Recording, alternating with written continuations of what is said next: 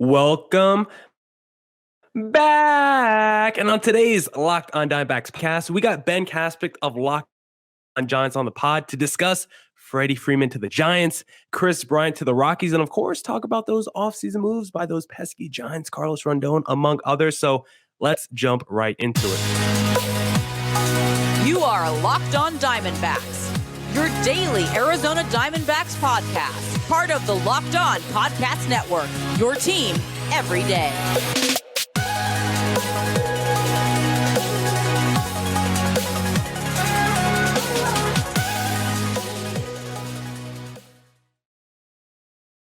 Millard Thomas here. I'm a multimedia journalist and I'm a graphic designer. So please go check out my website, MillardThomas24.myportfolio.com. On there you can see all my latest work, from my packages to my articles to my photos and my graphic design. Of course, thank you for making Locked on Diamondbacks your first listen every day. I would not be able to do this podcast without you, my loyal listeners, sharing, subscribing, reviewing, doing all that so I could do this podcast for you.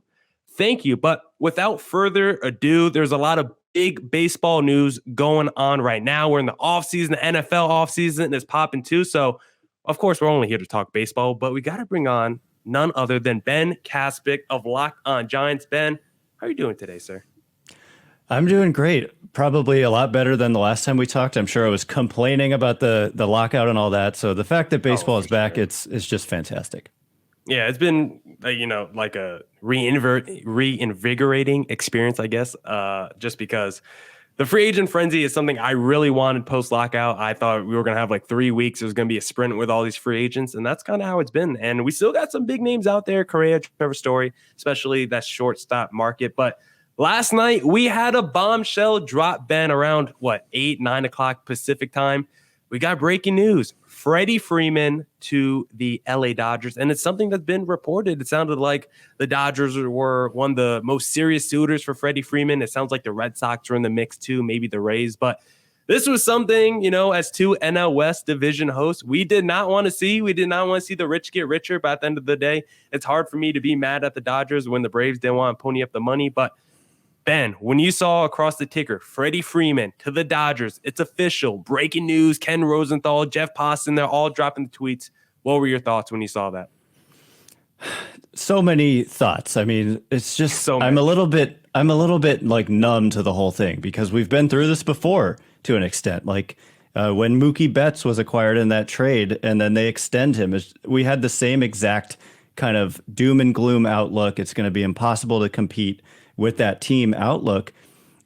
They acquired Trey Turner and Max Scherzer at the trade deadline. It's the same type of feeling, but you're right. The rich get richer. It's like that team was close to a 100-win team, looked like on paper, regardless. And then they go out and pick up not just like a really good player, but when they get these guys, we're talking about like Hall of Fame, yeah, or top one. Just like the best in the game, Betts and Trey Turner and Freddie Freeman. So it was already going to be a tall task to compete with them, and it just got that much tougher. But we've said this before, and crazier things have happened. I mean, nobody thought, including us, that the Giants would compete with them last year, and they did, and they won the division. So, not saying that it's likely, but yeah, the rich get richer for sure. Yeah, it's not like basketball where if you put together a super team, your odds of winning a championship go up tremendously. Now, Freddie Freeman is a tremendous player, so their World Series odds are probably going to be the same. I mean, they lost Corey Seager. You added Freddie Freeman. That's probably an upgrade, but it's not like changing the world. But overall, my biggest feeling when I saw this is, of course, I hate the Dodgers. I hate that they're getting a superstar, of the level of Freddie Freeman. But at the end of the day, I'm more mad at the other baseball teams. I'm more mad at the Atlanta Braves for choosing Matt Olson over Freddie Freeman.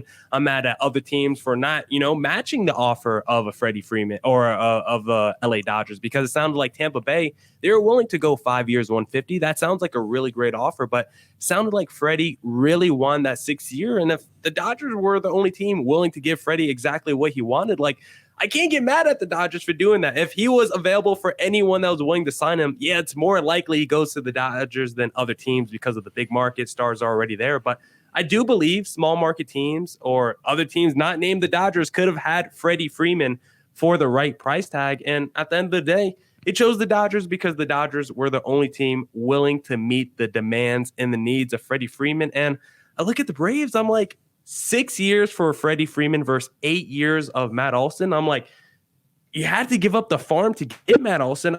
I don't understand what was why they went this direction, basically. I don't understand it from the Braves direction. Like, do they think Freddie Freeman is going to be done in the next couple of years? Do they think his prime is not that much longer? Would they rather just have, the front half of Olson's prime where you get ages like 28, 29, 30? Like, what do you think the thinking was? And would you, as if you were a GM, Ben, would you rather have the 8 years of Matt Olson or the 6 years of Freddie Freeman?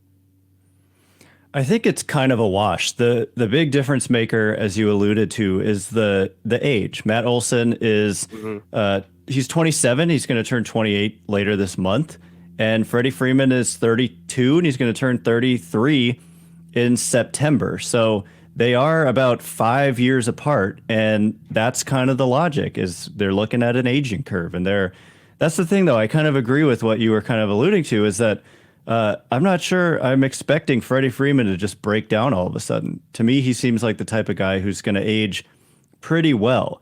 I understand you'd rather sign him to a 5-year deal given his age, but if that's what it takes to get him, I am a little bit surprised that they went the direction of getting, a player who's going to provide probably similar production, maybe a little worse production, maybe just kind of roughly the same. It's hard for me to say that they're both really good. It's like 90% Freddie Freeman, I feel like. Yeah, with the chance he could be better. He's that kind of player. But for the next 3 years, they're probably both going to give you similar production. So it's really just the 4, 5, and 6. And so I get it from the Braves' perspective, but also you would think, like, coming off the World Series with how much he meant to that team, plus you got to give up your best prospects. It is a little bit odd that they weren't willing to just kind of reach out a little bit and give him, maybe sacrifice that 1 year that you're not going to love that contract to get a player that means so much to their team to come back.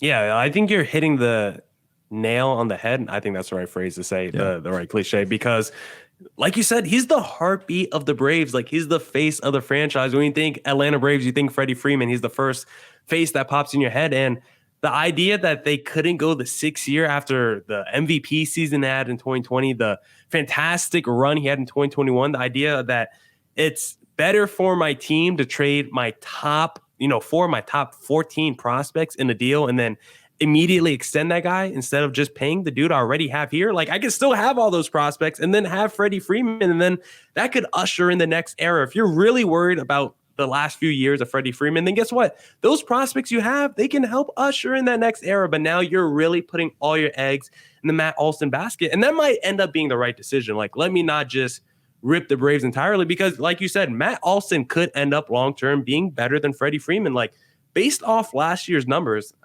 I'm not the big WAR guy, but WAR does say Matt Olson was better than Freddie Freeman. And if you care about home runs, stuff like that, like, there are some metrics you could look at that would tell you he was at least as good or maybe better than Freddie Freeman in certain areas. So you're at least getting a guy that's equivalent to Freddie Freeman, but I just don't understand the whole haul in the premium you had to pay to not only acquire Olson, then you had to pay a premium to also just keep him on your team when you could just paid 1 premium instead of 2 for Freddie Freeman. So that's mostly where I disagree with the Braves. Like, when you look at the trade for Matt Olson, do you feel like the Braves overpaid for him, or do you feel like it was just enough? Like, how do you feel about that, the trade in terms of value? I think it was pretty fair, but when you have an opportunity to spend similar cash and not give up the prospects and get a similar player back, at least for the foreseeable future, and you make a great point, the young guys can help you avoid the pitfalls that often go along with having a bad contract towards the end of it. So now you don't have those guys, and that can lead to its own pitfalls. And so this is what the A's do. If the A's are targeting your young players in a trade for their star players, they're probably going to hit on 1 or 2 of those guys. They historically do. And so that honestly makes me believe in the prospects even more. I know there's some questions about, the hitting ability of the centerpiece of that deal, but he's a kind of elite defensive player, and the sky's the limit for these guys. But Yeah, I'm with you. Just it didn't make a ton of sense to me. I get it. The age is a big factor. I mean, 5 years is a big difference when you're looking at how a guy's going to age. But Freddie Freeman, we haven't really seen the signs of decline at all yet. Yeah, and like you said, like players of like his ilk, when you're a Hall of Fame level player playing first base or one of those corner infield positions, a lot of those guys usually do age gracefully. Like the big poppies of the world, they were productive until age 40. Like a lot of those guys can be really good until their late 30s. And if you win the 5 or 6 years of Freddie Freeman, he would have been done with that contract at 38. By the time Matt Olson is done with his contract, he's going to be like 35, 36 years old. So they're kind of ending around the same time in terms of age. You're just getting more of that prime on the front end for Matt Olson. But looking at this Dodgers lineup now, Ben, I mean, I was trying to figure out the best lineups of all time. I did a quick Google search today when I was at work, and I went on Bleacher Report. They had some article. I think like 8 of the top 12 lineups of all time, according to Bleacher Report, are like from 1932 or something like that. Like all the best lineups are pre-Jackie Robinson, when there was only Caucasian players in the sport and there was no people of color. So I'm like, I don't know how good those lineups actually were. So from your history of watching baseball, you know, maybe just in your lifetime, Ben, do you feel like this Dodgers team on paper could be the best lineup you've ever seen? I think that they've done it before and they're going to do it again. Yeah, like a couple years ago when they've got, you know, Betts and Seager and everybody in the lineup is really good. Pretty much everybody in the lineup for the last few years, even if you're hitting 8th or 9th on the Dodgers, would be, you know, 3 or 4 on a lot of teams. And that's the case this year. For me, it's like the 3 at the top when you're looking at Betts, Freeman, and Turner as some combination of your top 3 in your lineup probably. And then, oh, by the way, you've got Muncy and Will Smith and Justin Turner and Chris Taylor and Cody Bellinger, you know, hiding down in the last guy you mentioned is the guy who won MVP like 2 seasons ago. Like he's like the forgotten dude in the lineup now. He's a scrub now, right? I mean, yeah, he's the guy who they don't even need him, but if he gets back to being what he won the MVP. He back to MVP form. He's hitting 8th. You know, Gavin Lux was a top. He was considered the best prospect in the game when he made his debut. Hasn't quite worked out yet, but he figures to kind of be the odd man out in this depth chart, and so he'll probably see some playing time. But yeah, and then AJ Pollock kind of hiding out. You know, D-backs fans, of course, familiar. Yeah, like I said, he's kind of a middle of the order type of guy for a lot of teams. He was for the D-backs, and he's kind of just 9th in this Dodgers team. So yeah, I mean, it very well on the field. Yeah, it very well may be the best lineup we've ever seen, and they're pushing the envelope each and every year, it seems. Yeah, I knew it was a dumb question when I asked because I was like, when they acquired Mookie Betts, this might be the best lineup I've ever seen. I mean, last year they're running out basically the same lineup. You just had Seager in instead of Freddie Freeman, and Seager just got $300 million this offseason. So I think their lineup was stacked regardless of whether Freddie Freeman was coming. I always bring it up, but the fact that they freaking got Trey Turner in that Max Scherzer deal, like he was a freaking salary dump. I'm trying not to curse on this, but it honestly makes me so mad that they got Trey Turner. I didn't care that they got Max Scherzer, but seeing the fact that he just got backdoored in that deal, like, oh, we're just going to throw Trey Turner in this deal because we don't pay him anymore. Now all of a sudden, Trey Turner's a 25 to 30 home run guy while being the fastest player in baseball and getting on base tremendously and elite defense and can hit for average. He's like, can do everything now all of a sudden. So I really hate the lineup. No, I love the lineup. I just hate the Dodgers. I think is really what I want to say. I'm really fired up about that Trey Turner stuff. So yeah, like I said, it was a dumb question probably. This Dodgers lineup is going to be stacked regardless. So Freddie Freeman definitely going to bring a purpose to that Dodgers lineup. Like one other man who discovered his purpose, Ben. Have you ever heard of this athlete called Tim Tebow? I sure have. And I hear that he has an audiobook. That is right, Ben. He does have an audiobook. You must already have it on your nightstand. I could tell. Are you ready to discover your purpose and leave an impact wherever you go? Mission Possible, written and read by New York Times bestselling author and athlete Tim Tebow, encourages you to find your inspiration, pursue your purpose, and create a life for yourself that counts. Ignite a new spark in your life through this new inspirational listen. Mission Possible by Tim Tebow is available wherever audiobooks are sold. Beautiful stuff. And also, Thank you for making Locked On Diamondbacks your first listen every day. Locked On MLB Prospects host Lindsey Crosby is a prospect encyclopedia, and he's going deep on the MLB stars of tomorrow. It's free and available wherever you get your podcasts. All right, Ben. That wasn't the only big news that dropped yesterday. We had to start off with the Freddie Freeman stuff because, I think that was the biggest in-division move that we saw yesterday. But we saw two big in-division moves yesterday because your guy, Kris Bryant, former San Francisco Giant now for a half season, he signed with the Colorado Rockies. I don't even have the full deal here. What was it, like 7 years, 182? I think it was like 182. That's exactly right. I don't have the year. That's exactly right. Okay. Yeah, Kris Bryant to the Rockies. Trevor Story's still a free agent. Nolan Arenado traded last season. We'll get into all those weeds. But when you saw the deal, when you just saw the value, 7 years, 182, as a Giants fan, as the guy covering the Giants, would you have been comfortable if the Giants gave Kris Bryant that deal to return to the team? Not even close. Okay, I guess you don't like him that much. Why, Ben? Tell me why. For a number of reasons. I think that he's kind of shown a general decline over the last few years, and I believe that we saw that in San Francisco. He struggled kind of defensively wherever they put him. I would not say that he's above average at either of his primary positions, which are third base and left field, essentially, at this point. I thought he looked pretty good at first base, but you lose a lot of value if you're only a first baseman, especially when the bat has seemed to be in some decline as well in recent years. I've said numerous times on my show that I kind of view him as a good player, but not a great player.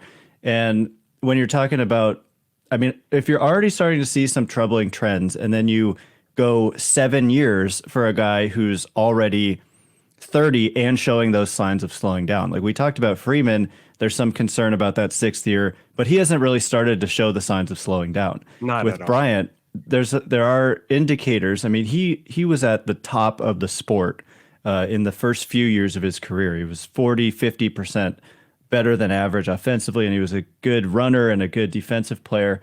But we've seen the bat come down. We've seen the defense start to struggle. I'm just not convinced he's going to age all that gracefully. I think that on a contract roughly half this size, I would be happy to have Kris Bryant, but $182 million over 7 years to me was a bad contract, and it's going to look bad pretty quickly. Yeah, I think we're kind of in agreement on Kris Bryant because I do think he's a really good player. I think he's an all-star level player, but he's not a superstar. He's definitely making a difference on your team, but I don't know if he's $26 million a year difference. If it's like 17, 18 million a year, I think I would be okay with that. And like you said, I don't think I would go 7 years because we have seen that gradual decline. He's not the dude that we saw those first few years in Chicago where he was like a 900 OPS guy every season. He's been more around the 830s, getting closer to 800 the last few years. He struggled a little bit during the 2020 season, so a shortened season, so we don't know. I still think he's a pretty good player, but like you said, the power seems to be diminishing a little bit. That average is coming down. He seems to just not be in his athletic peak like he was when he first broke into the sport. I still think he's a really good player. I still think he's an all-star level player. But like you said, if I could have got that for like 3 years at a 3 to 4 years at a $18 million a year average annual salary, I would have been happy. I don't think I want to pay Kris Bryant into his late 30s as his defense continues to get worse because eventually he's going to have to pick a position.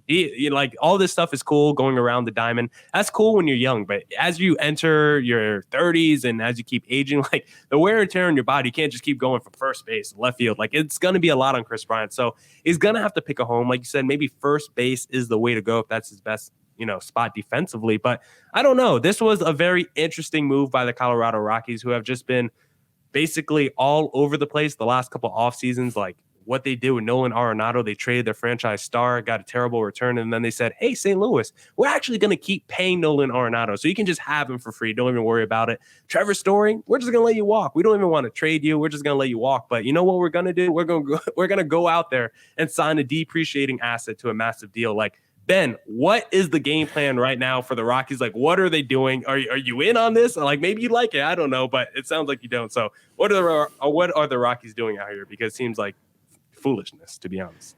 I think you're right, and you hit the nail on the head. Thank you, sir.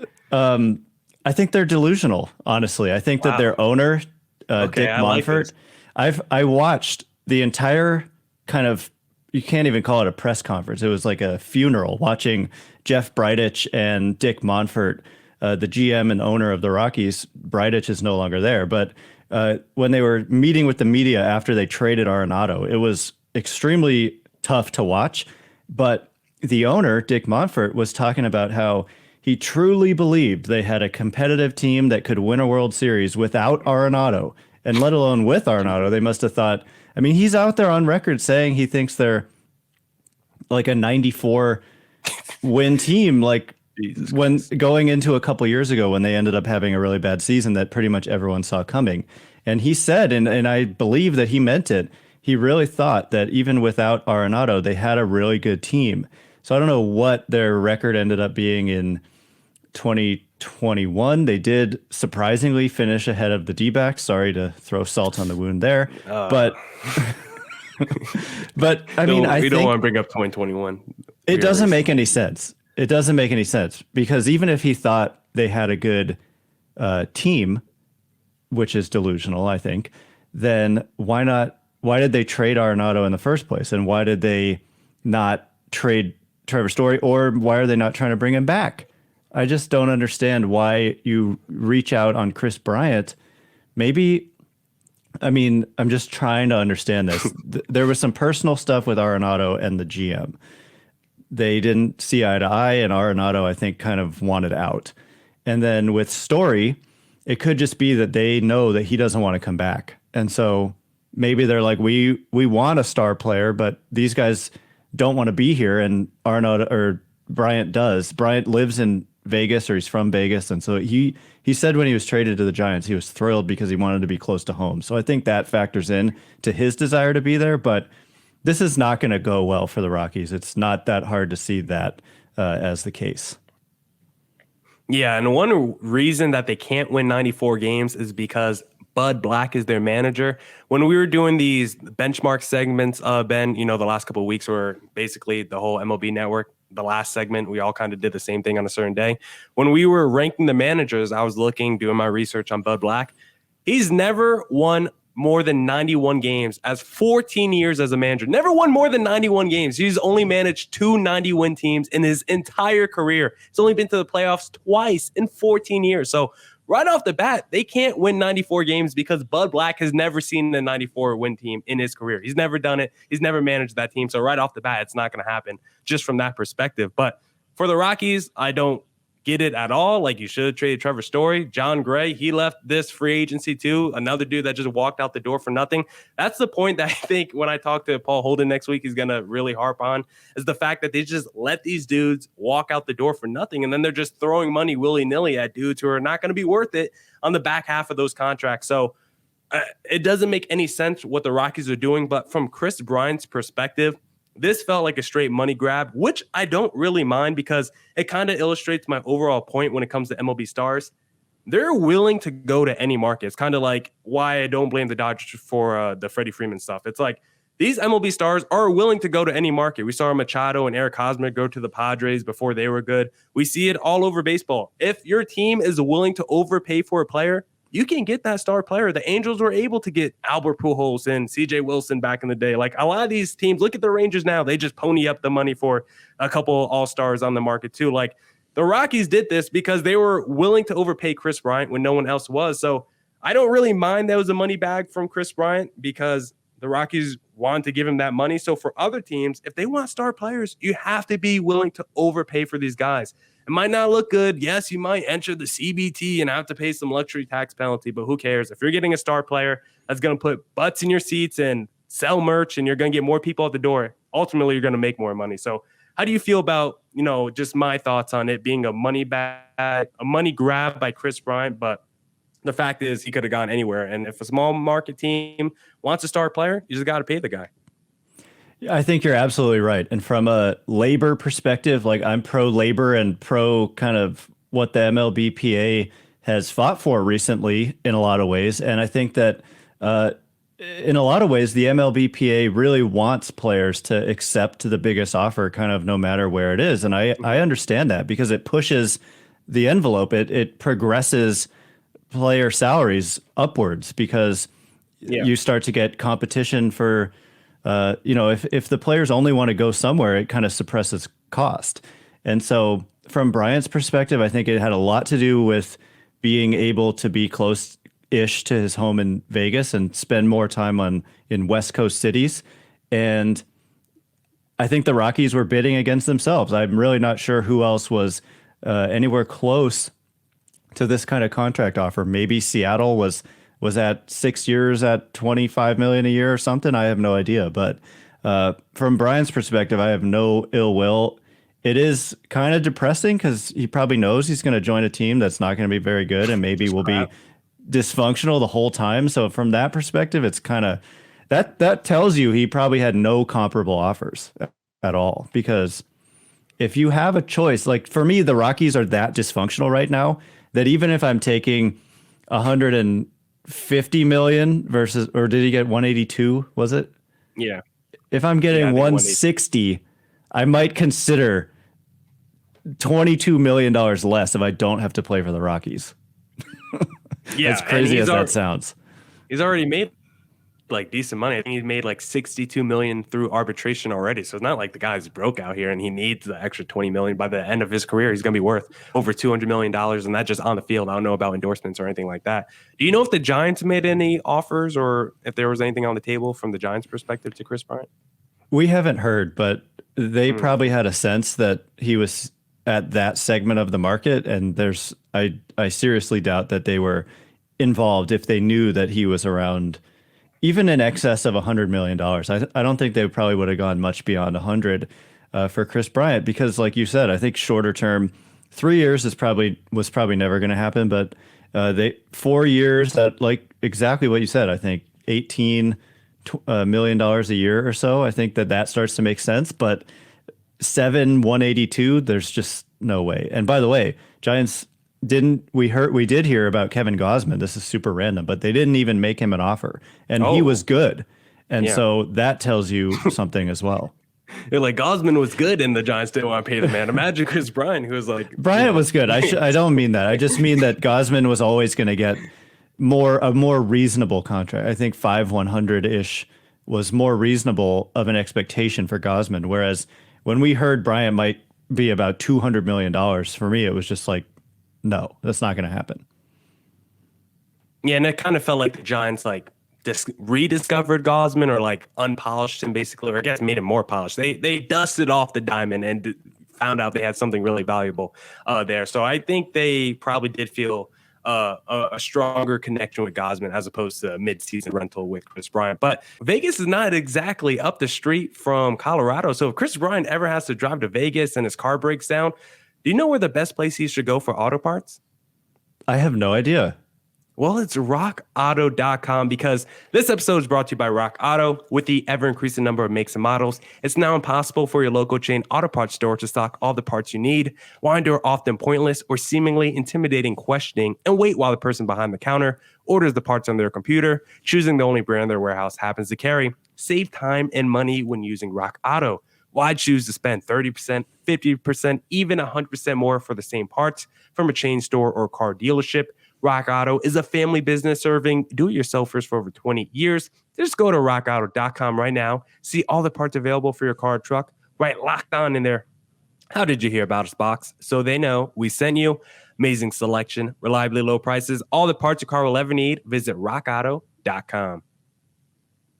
All right, Ben, I said I won't keep you too long. We're already at the 30-minute mark. So let's hit the Giants offseason a little bit before we get you out of here, because I do want to talk about just a little bit, because I think the Giants have had a nice offseason so far. Obviously, the Buster Posey news was pretty heartbreaking. We see Kris Bryant leaving now, so there's definitely some firepower in that lineup that's going to be gone next season. But at least from a pitching perspective, the Giants have definitely made some moves. Carlos Rondon, 2 years, $44 million, added Matthew Boyd. Carlos Martinez. Martinez hasn't been as good recently, but you also added Jock Peterson back to the lineup, which should provide some juice. So I first want to start with, is it Rondon? Rodon? How do you pronounce it? Rodon. Yeah, I first want to start with him. How do you see him fitting into that Giants rotation? And how do you feel about him versus Kevin Gausman, basically, is my overall question. I think it's a pretty even swap. There's injury concern with Rodon, but besides that, if he has the type of season that he had in 2021, if he has that again, he does have the right to opt out if he reaches 110 innings. And if he has that type of year again, he's going to be in line for $100+ million deal. That's how good his 2021 season was. And we've seen from the likes of Kevin Gausman that, pitchers who come to San Francisco and perform can go back out on the market and really cash in. So, I mean, he's only 29 years old. He truly had a breakout season for the White Sox. He was in the top 3 I think he was second in strikeout rate and first in earned run average in the American League when you set the minimum to 130 innings. 2.37 ERA, strikeout rate over 34%. He was striking out more than one out of every 3 batters he faced all season long. It was a dominant Cy Young caliber type of season. The only thing that held him short was that he fell off a little bit towards the end of the year with shoulder fatigue. And so he didn't pitch as many innings as he would have liked, and his velocity fell, and it was very alarming. But he did pitch in the ALDS, and his velocity was back up, and he was touching 100. So the word is that it was just fatigue, and it wasn't actually an injury. He only had pitched 7 2/3 innings the year prior, and just 34 2/3 innings the year before that, which tells you a lot about the injury history.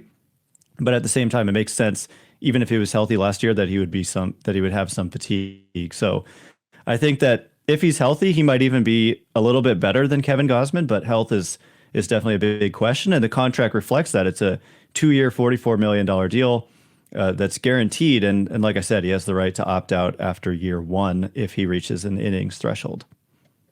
Yeah, I like Rodon a lot. I think last year was basically the first time in his career that he was able to put it all together. And part of the reason that he wasn't able to, like you said, is because of health. This is someone that really hadn't pitched a lot in his career. Since 2017, he only has 1 year with over 70 innings, and that was 120 innings in 2018. So this is a guy who's really hasn't had a ton of experience at the big league level. Like, you go look at his baseball reference, it's a lot of seasons with less than 70 innings pitched. So overall, I think the contract reflects that. Like you said, like if you just look at the annual average salary, it'd be like $22 million a year for a guy with the track record he has. That's a lot, but I'm okay overpaying talented guys who are still on the right side of 30 if it's a short-term deal. 2 years, I think, is perfect for Rodon. He can come in, be maybe the best pitcher on that staff. Like Logan Webb was a stud last year, but Rodon could be just as good next season, maybe even better. So I'm very curious to see how he performs in that rotation. And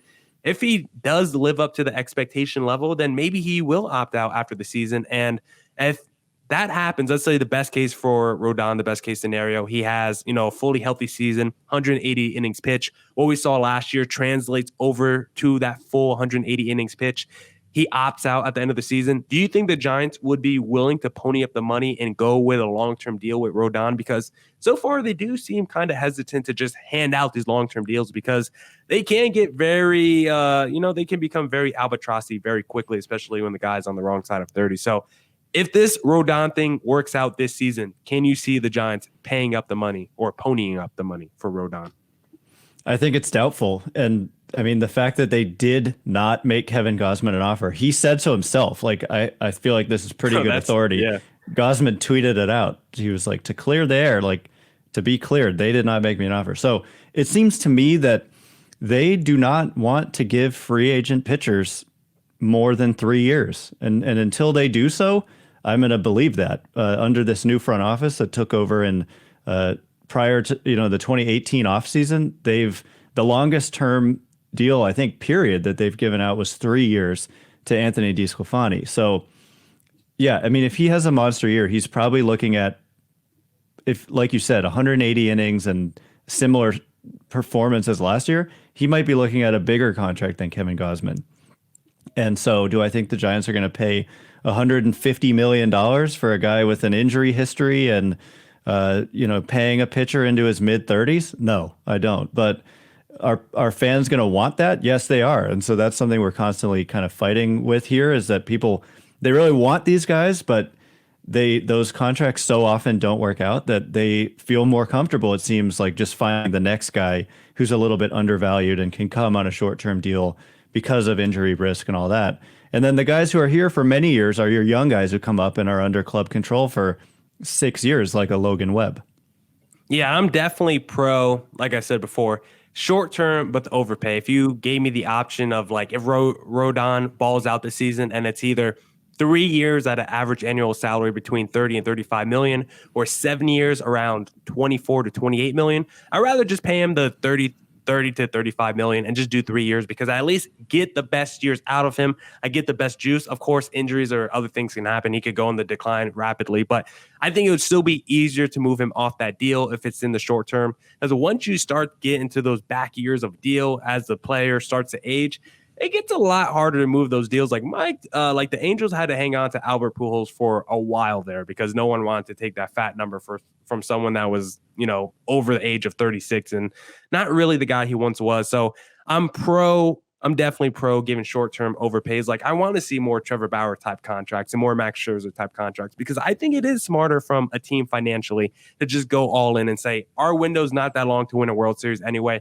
Let's just maximize the talent we have right now. And then we could reset again in a couple years. And then maybe we re-sign these guys and they could get another fat deal from us. Or maybe we move on, or maybe you trade them in that third year or whatever. So I kind of like the short-term overpay better than trying to do these long-term deals anyway, because most of the time, these 7 or 8 year deals, like players, they suck by the last 2 or 3 years of these deals. Like it's better just go short-term anyway and just get the best years out of these guys. But Rodon wasn't the only big guy. I think the second biggest name that the Giants have added this offseason has been Jock Peterson coming over from the reigning champs World Series, or the reigning champs, the Atlanta Braves. I almost called them the World Series Braves. I mean, they did win the World Series. How do you feel about Jock Peterson joining the lineup? Where is he going to slide in defensively? Is he just corner outfield, or do you think he's a DH for this Giants team? I think he'll do both. The way that we saw them use the DH in 2020 was they used a lot of different guys, and I would expect Jock Peterson to kind of play some corner outfield, some left, some right.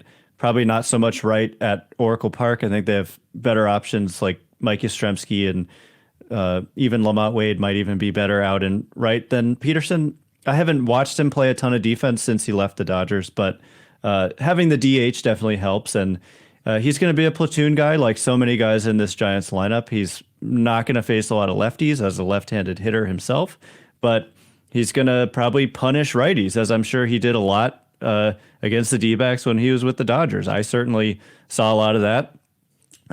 He's a threat at the plate, and he can slot anywhere into a lineup. I think that's something that's interesting about him. He's hit leadoff.